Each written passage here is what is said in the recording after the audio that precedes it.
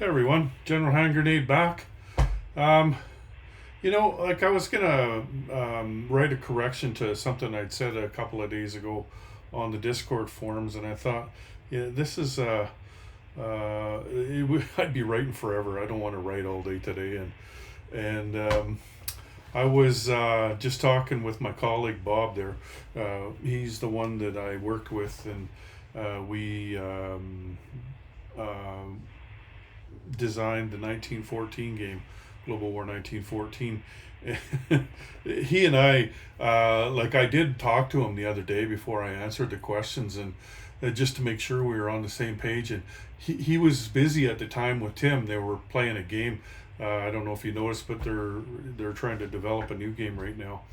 Um, and so uh, he kind of thought I was asking him a different question, and we got confused, and so he gave me an answer, and so I rolled with that answer. Bob was the one that did most of the work on the random events, and so usually I check with him when I'm gonna do something on random events, just to make sure that I've understood it. If we hadn't had a conversation about that particular random event, usually they're pretty easy, and or we've played the game before, and I've had that random event and I know exactly what it's supposed to do.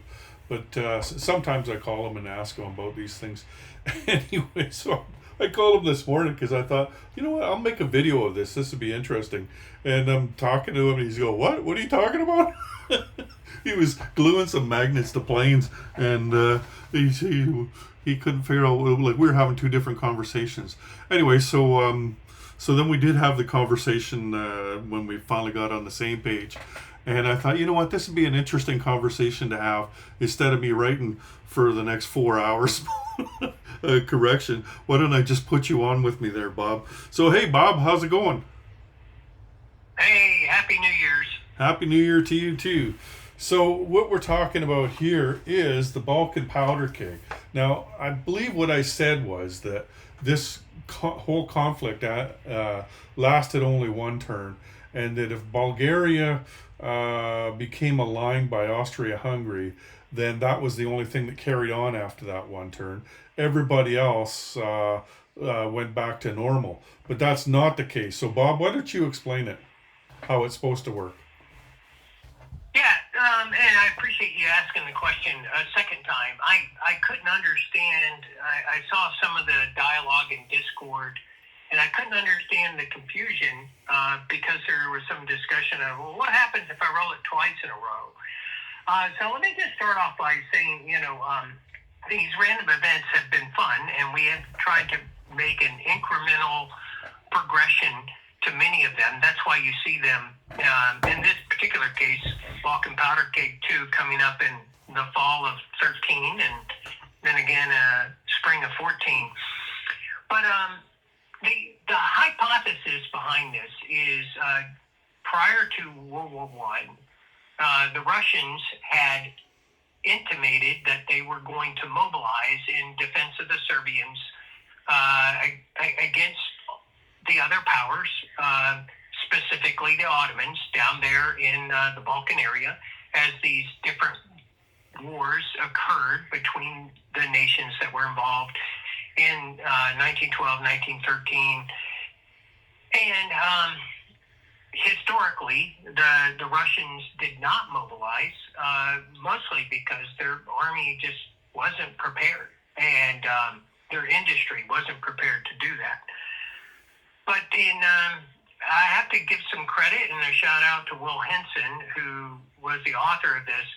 The Balkan Powder Keg 2 is essentially the start of World War I. It is an early start. That's why it states very specifically the prequel ends immediately.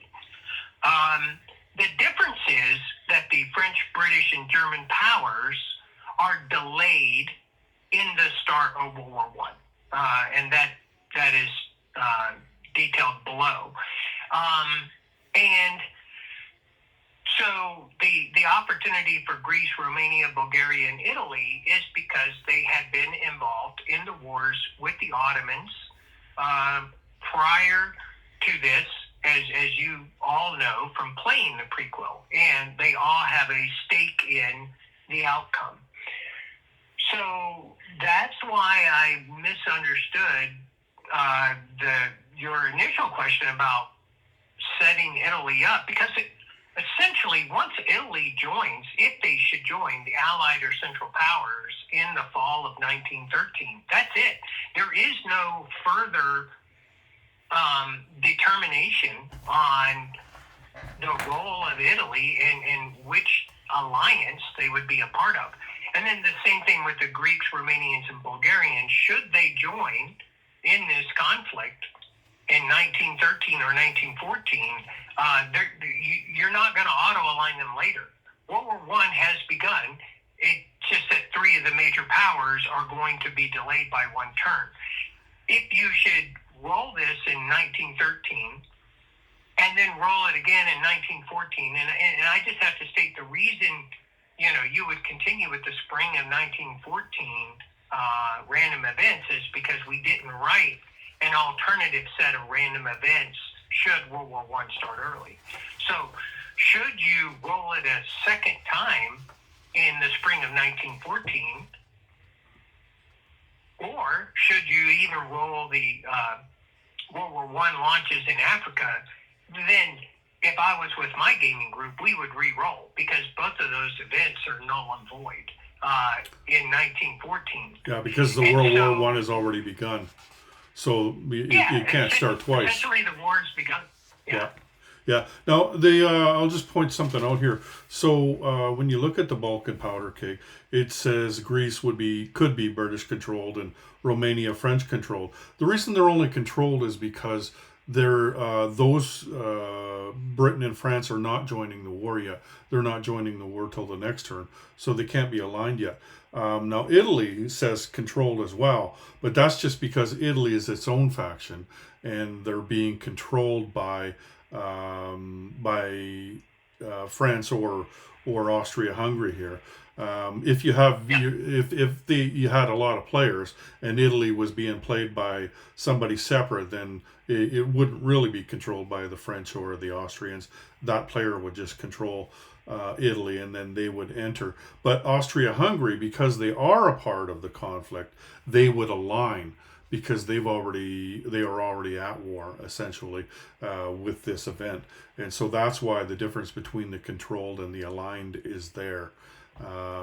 Now, one other thing that we touched on here was that so there's the three nations that don't go to war and the three major powers that do go to war. So what this is going to mean for you going forward from here is that the Russians, Austria-Hungary, and the Ottomans, they're going to be collecting wartime income this turn.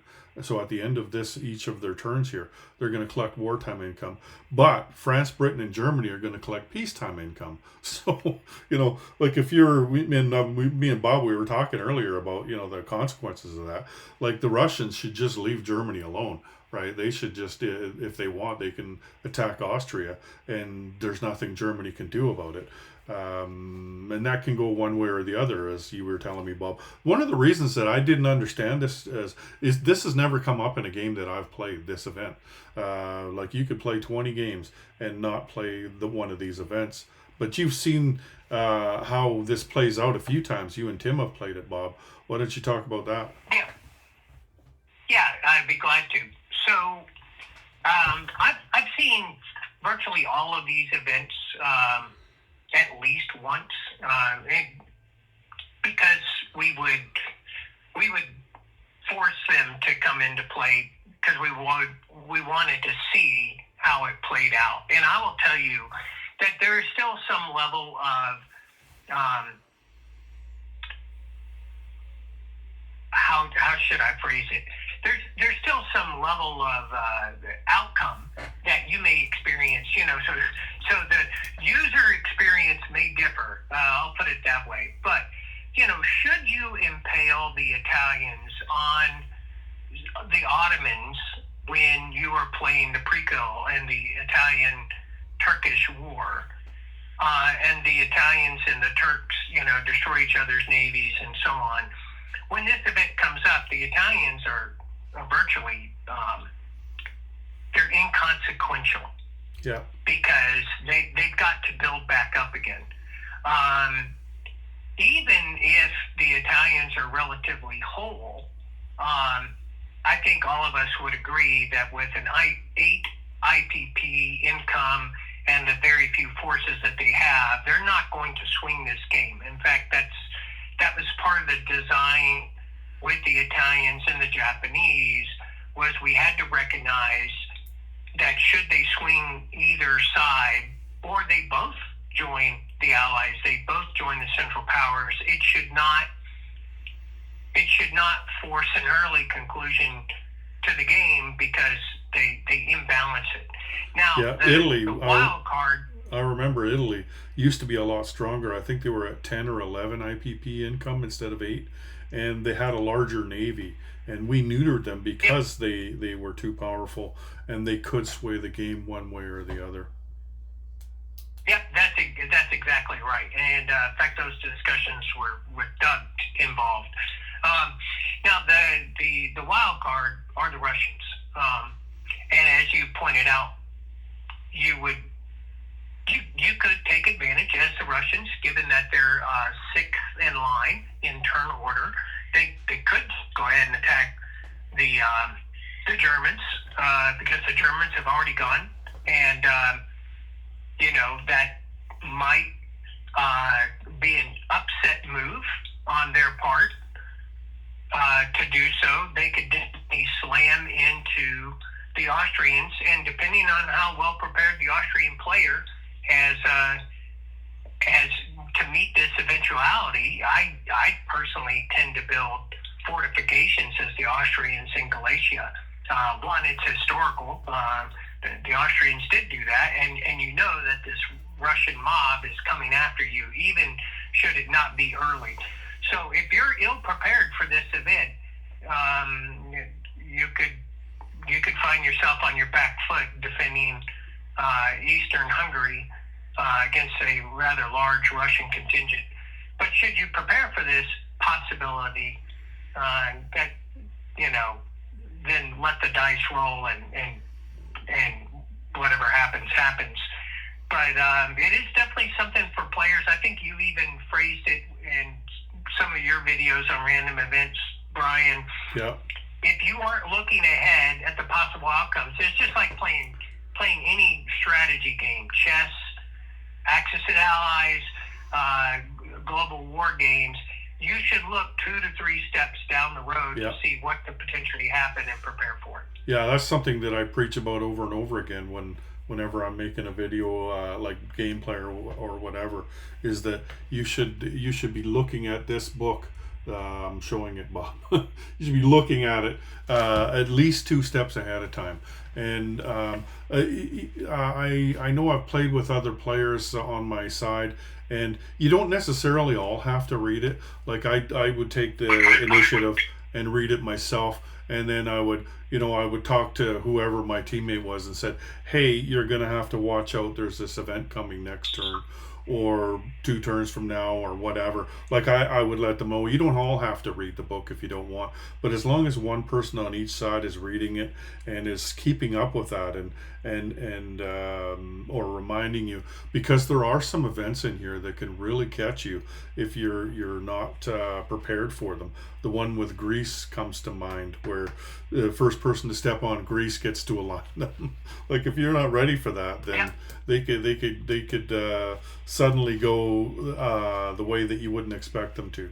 Like you would expect them to go for Britain, but if you don't have a transport within range of Greece, then Austria is going to pick them up easily. So you have to be prepared for that. And this is another one where you got to think, okay, this could happen, so maybe I better take my last little bit of income in the prequel here and prepare as the Austro-Hungarians, or if there's any other eventuality that you can think of, depending on what's going on in the game that you're playing at that moment.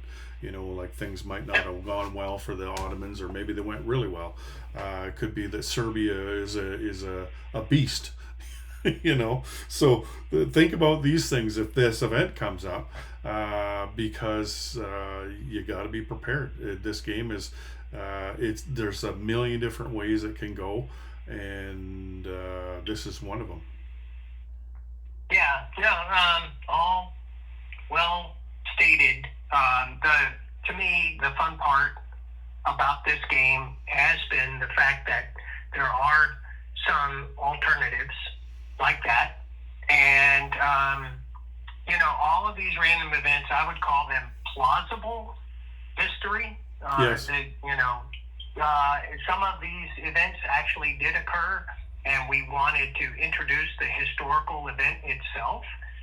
For example, the Spanish flu, which didn't start in Spain, but I think most people know that by now. All the way to events like this one that could have happened and was contemplated. It did not occur, but should World War I start early, this is what it would look like. Yeah, and that's the reason why we need a whole book for these random events and not just one card deck where you just pull off one card every turn, because they do follow history, and they happen at certain periods of time. Like the Spanish flu didn't happen in 1914, so you wouldn't want a card like that to be pulled in 1914, or an event like that to be played out then. They have to be played out within a specific period of time, and hence that's the way these events are structured. Yes, absolutely.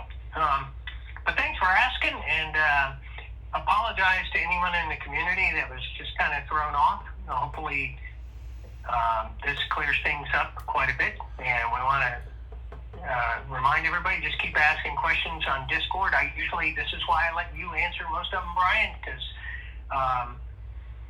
we collaborate ahead of time, but it's good to have the one firm voice of resolution. Yeah, let's blame Tim. It's Tim's fault. Just kidding, Tim. That was just miscommunication between me and Bob. That works for me. Yeah. But, yeah. Hopefully you guys make it up again in Prince George this year. It'd be great to see you for the Sky Marshal Cup. We'll see. Yeah, no, that's definitely a consideration. And should I not make it this year due to work obligations, then possibly the next. So. Okay. Anyway, I'm gonna let you go, Bob. So happy New Year to you and your family, and take care, bud. Thanks, same to you, Brian. Thank you. Bye. Alrighty there. So there you have it.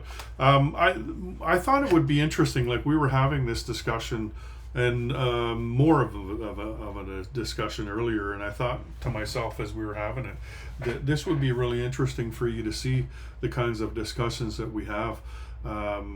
We do talk about the historical aspect of things, and we try to follow those historical aspects where possible. But like when we were talking about neutering the Italians, so the Italians should have been a little bit stronger than what they are in the game, but for the sake of gameplay, we made sure that they're not, because it does swing the game one way or another. So we try to follow history, and that's a lot of the discussion that we have, but at the same time we have to make a game playable. And these are the kind of things that you have to do in order to do that. As far as the random events go, so I know we get a lot of questions about random events, and I was telling people just follow the rules regarding the random events. So those are at the beginning of the random events booklet, the beginning of the war in the random events booklet, and I think it's 6.4 in the rule book. Those will answer most of your questions, and most of the random events are pretty straightforward. But some of them, like this one, as you can see, that requires a big discussion even between the developers, that they're not as simple. So what I recommend for you is that you slow it right down. Like you stop the game for a second, and you go through it together, and you might have to look through rule books or things like that to, like, okay, the first step was this. You implemented where was that? Like you do the first things first. So the prequel ends immediately. Implement 2.11 in Appendix A. So just stop what you're doing and take care of all that. All the units come off the Balkan mini map, and they go down, and okay, we're done now. We're all the spoils of war are given out. That's finished. Then you go on to the next step, and so you're rolling for who gets Greece, Romania, Italy, and does Bulgaria go one way or the other? And so then you've got it set now. Who are the sides in this conflict? And then you go through that round, and on Britain's turn, they would play Greece. But they would play them as Greeks because they're only controlled. So they would play them there. France would play Romania if they rolled that way, because of course they could be neutral as well, in which case they don't become aligned on the following turn when Britain and France join the war. And also Italy. Italy could stay neutral, in which case you would wait until 1915, and you would have the Italian entry roll as normal, right? Now Bulgaria could stay neutral. It won't go the way of the Allies, and the same with. I guess it's just Bulgaria on that one. So just take everything slowly, take it one at a time, and discuss things like that, and discuss. Okay, well, what does that mean for the incomes? So as I was talking earlier with Bob there, the nations that are at war in this conflict, they will collect their wartime incomes, and the other nations will not. They will collect peacetime incomes because they're not at war. They're controlling nations that are at war, but they're really just rolling the dice for them and making those decisions. Greece is not actually a part of Britain. And that's of course if they join the Allies and not stay neutral. So just slow things down and take it one step at a time, and collaborate with each other and try to help each other out. And it is difficult with the random events. It makes the game a lot more interesting with these random events, and makes the possibilities virtually endless. That each game would be exactly like the last game. That's the great thing about these random events, is that every game is unique.